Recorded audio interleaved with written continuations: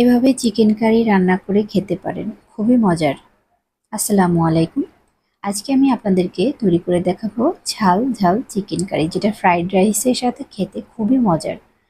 আমি এখানে চিকেনটাকে কালো গোলমরিচ এবং লেবুর রস দিয়ে মাখিয়ে রেখেছিলাম, এখন ব্রাউন কালার করে ভেজে নিলাম। এখানে দিয়ে দিলাম আদা বাটা, রসুন বাটা, পেঁয়াজ বাটা এবং জিরা বাটা। এখন দিয়ে দিচ্ছি মরিচের গুঁড়া, হলুদের গুঁড়া, ধনিয়ার গুঁড়া দিয়ে একটু পানি দিয়ে মশলাটা কষিয়ে নিচ্ছি। পরিমাণ মতো লবণ দিয়ে দিচ্ছি। লবণ দিয়ে ভালোভাবে মশলাটা কষিয়ে নিতে হবে। দিয়ে দিচ্ছি কেটে রাখা পেঁয়াজ।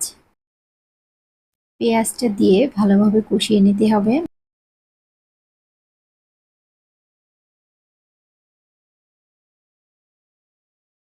এখন দিয়ে দিচ্ছি কেটে রাখা 2টা টমেটো। টমেটো দিয়ে 1 মিনিট ভালোভাবে নেড়ে নিব। ভেজে রাখা মুরগি দিয়ে দিচ্ছি। মুরগিটা দিয়ে ভালোভাবে কষিয়ে নিতে হবে।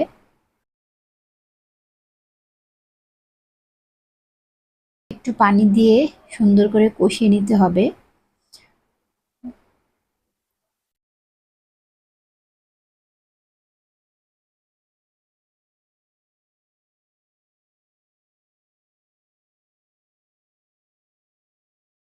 কিছুক্ষণ কষানোর পর এখন দিয়ে দিচ্ছি কেটে রাখা ক্যাপসিকাম।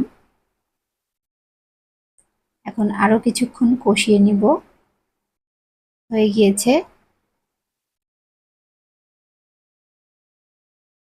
এখন ঝোলের পানি দিয়ে দিচ্ছি।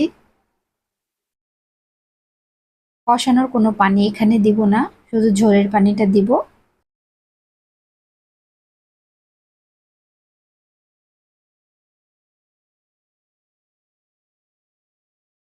বলক এসেছে, এখন ঢেকে দিচ্ছি।